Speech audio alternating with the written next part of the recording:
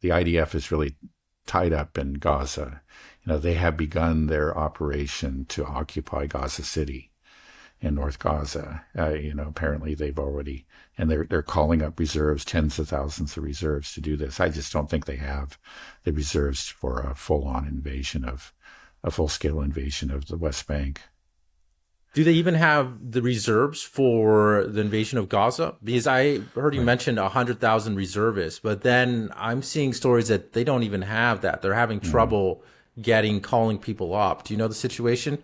Yeah, well, this is a very unpopular move, and it was resisted by the IDF leadership.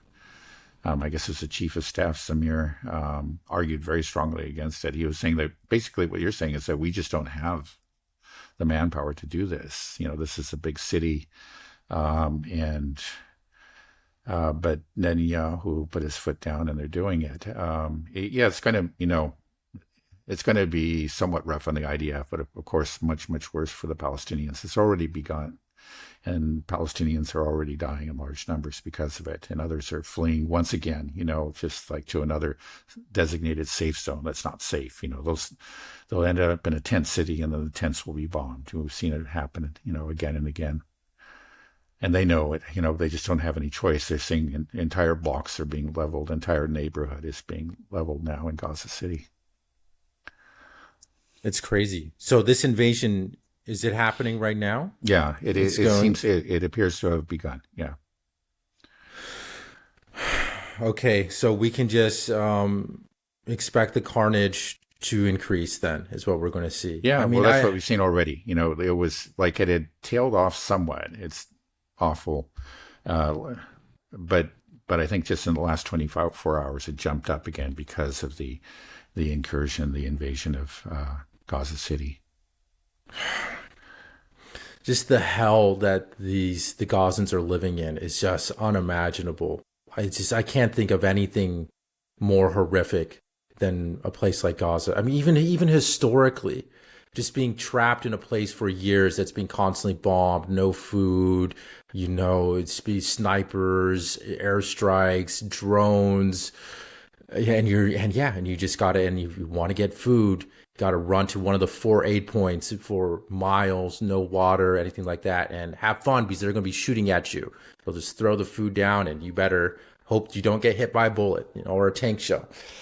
It's wild. And then I also saw a story in the Jerusalem Post that because of the shortage of reservists, they're having trouble drawing up troops in the IDF. They are looking into the Jewish diaspora for troops to join, and they mentioned specifically the United States and France to try to get soldiers, young men between the ages of like 18 and 27 or something is what they're looking for, to come over and fight and join the IDF and go to Gaza. First of all, is that you're even allowed to do that? Can Americans go serve in a foreign military government specifically to commit war crimes? I mean, that's what we're doing in Gaza. If you're going to Gaza, you're committing war crimes. I mean, this isn't a war. This is a war against the people, right? This is an annihilation of a people. The idea that somehow you're fighting an army is absurd. So will there be repercussions? Will they have success? So the people can just go there and go kill children as an American citizen and come back to this country, no problem? Absolutely. Nobody has ever suffered any consequences for joining the IDF. I mean, that's happened. We have people in Congress that have served in the IDF, people in the in the administration. Yeah, and there are never any consequences for the operations that they take part in. There's one consequence. At least there's, hopefully we can have more and more of a social consequence, that the Israelis are afraid to show their passport. And good. They should be. You should be ashamed of your country. And anybody that joins the IDF, that needs to be a black stain that will be on there with them forever for what they've done. And that is a consequence. They will be known, as this is something that you joined to partake in a genocide. Our government is too complicit to do anything. Yeah. So, but yeah. So, well, do you think that they'll be able to get many people? That we'll see. I'm sure they're already probably not, right? Who wants to go there? Because, like I'm saying, unless if you are a person that's willing to leave France or the United States to go to Gaza, then you got to be one of the most evil people on the planet, right? I mean, like, what your goal is? You going to go there to kill civilians? And everybody know you should know what's going on by now, and you're willing to risk and it's dangerous, and you're still willing to risk your life to kill women and children. Yeah, well, I don't know. Maybe some people don't fully understand. They've been brainwashed. They only watch Fox News or something. But that seems unlikely in this day and age. So we're talking about younger people, of course. Right.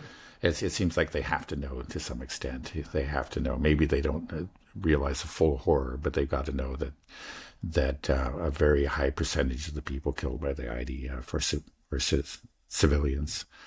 So yeah, no, it would. Yeah, what can you say about those kind of people? I don't think there are too many of them, but I may be wrong. Even within Israel, of course, it's becoming increasingly hard to get people to show up. And that's one of the reasons, of course, that this call has gone out to the diaspora. Right. So I don't imagine many people will answer this call, thankfully.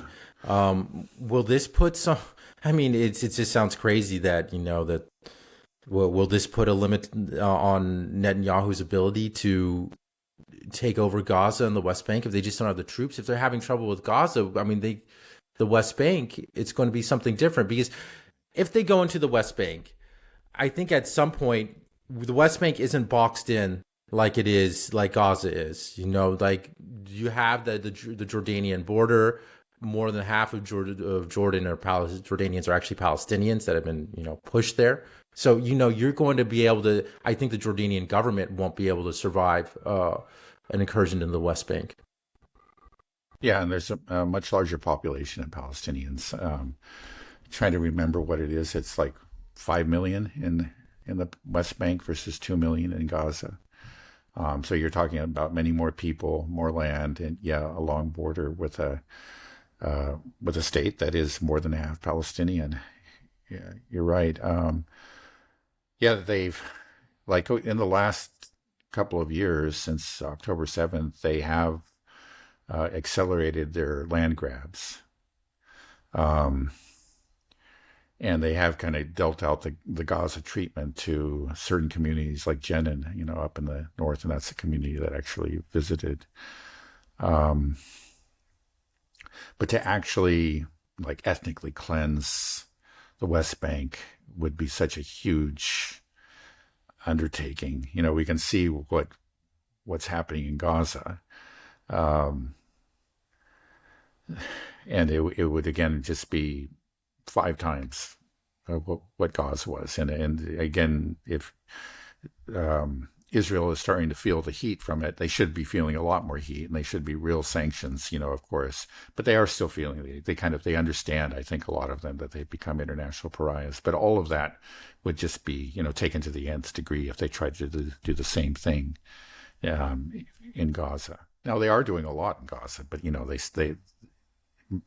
but still, they're not giving all of the West Bank. I should say they're doing a lot in the West Bank, but they're not giving all of the West Bank, the Gaza treatment. If they went there, and I'm sure that people like Smotrich and Ben-Gvir actually do want to do that, but I know you would hope that at that point the world would say enough. How does this all end? Yeah, I don't know. I mean. And, I guess the thing is, it may be that, again, Netanyahu clearly has chosen a course of ethnic cleansing. They are trying to, the hope is actually to drive all of the Gazans out. And if you can't do that, maybe at least to drive them all into southern Gaza and seize the north, something like that. But it's not clear, and that's, that may be the reason for this operation against Gaza City, which is in the north. But it's not completely clear that he can even do it. Again, this is where they're coming up against the wall. They just don't have the willing young men, to carry this out. They don't have enough of them. And so it's possible. And then there are pressures within Israel that really want to bring about an end to the war, at least for the time being, and bring all the hostages home. And those pressures are considerable. There are a lot of people who hate Netanyahu and want to replace him. So, I mean, it's possible that just kind of through exhaustion and, domestic political strife, that this whole effort might come to an end for at least a while. I don't think there's any reason to really be hopeful that it's not going to continue at some point in the future. I mean, the forces are there. And again, you look at you do get these contradictory signals. People want to bring the hostages home. A majority of Israelis do it. But then very large majorities also just really want to ethnically cleanse Gaza. That's what the polls are telling us. So how is that going to all play out? It's hard to say. And it may be that there could, that Netanyahu might be forced into some kind of ceasefire, at least a temporary one. Apparently, Hamas has agreed to a 60-day ceasefire and, the release of like half of the remaining hostages. But Netanyahu is going to think up excuses for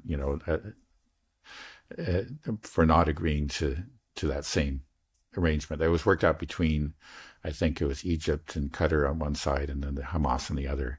And now it's been turned over to the Israelis. But I think Netanyahu, he doesn't want to do it. I think essentially it's actually Smotrich and Ben-Gvir has told him that if he agrees to it, they're out and that his coalition is going to fall apart. So, he's in a difficult position. He always seems to, like a Houdini-like, to extricate himself and to survive for another day. But maybe at some point, his luck will run out. His government will fall apart. A new government will come in. It's not going to be, a government that's going to admit to what's happened and express regret, or anything like that. But they will bring the hostages home and at least give the IDF a rest, But you're going to have that same sentiment, unfortunately, within Israel that the Gazans need to go. Do you have accurate, up-to-date information on the demographics of Israel?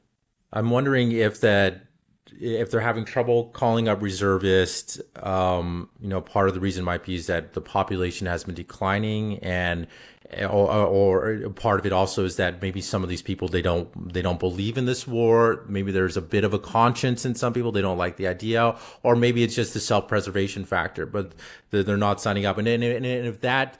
Any of those things, though, the idea of self-preservation for Israelis, if they saw what happened in Tel Aviv and Haifa when Iran was striking, they're like, maybe this place isn't so safe. Maybe more and more people are starting to stay sad. We're always the victims. We're always hated around the world. True, maybe they're okay with that. But I think of many of them, maybe over time, they start to think, what, it's really not that great being the most hated person, country in the world. Everywhere I go, I'm afraid to show my Israeli passport. I'm afraid to, say where I'm from. Like, that can't be nice. You think that in itself is going to be putting pressure on, just the demographics of Israel, that Jewish Israelis will slowly move. And I'm sure we saw a lot of people leave during when Iran was striking. Netanyahu didn't want people to get out of the country because a lot of them were all on boats heading to Cyprus, and they realized that, hey, getting in and out of this country, we are surrounded by people that hate us because we keep killing them. We can't go through Lebanon. We're not, getting out through the West Bank or through Jordan could be tricky in the future. Getting out, you can't go through Egypt could be tricky. And we have one airport, the Ben Gurion airport, and we're not all coming out there. It's and I don't know if they'll be taking buses to Amman, if they try to go into the West Bank. That's not going to happen. So what do you think? Well, yeah, I haven't actually recently. I think in the early months of the war that some hundreds of thousands of Israelis fled. Now, some of them came back, but I think others also left. I don't know what the exact figure is now. I just don't know. In the articles I've read about the reservists, mainly they point to just exhaustion. Again, this was sort of the deal. Again, we have short wars. and then you're called up, but then you go back to your normal life, and now they're getting called up again and again, and a lot of them are just burned out, exhausted. They've and their families don't want to see them go. Their wives, their employers, and so many of them are just saying no. And then there's also the political factor. Is what I understand is that a lot of people are against this particular operation because they see it as a cynical ploy by Netanyahu to stay in power, and at the expense of the hostages. And that's a big deal within Israel to bring all the hostages home. Even though we're only, of course I'd like them to come home too, but we're talking about 30 people, maybe 25 or something, and that's every day. So many children, or often many multiples of that, die in Gaza. But that's that's the morality, that's the concern within Israel.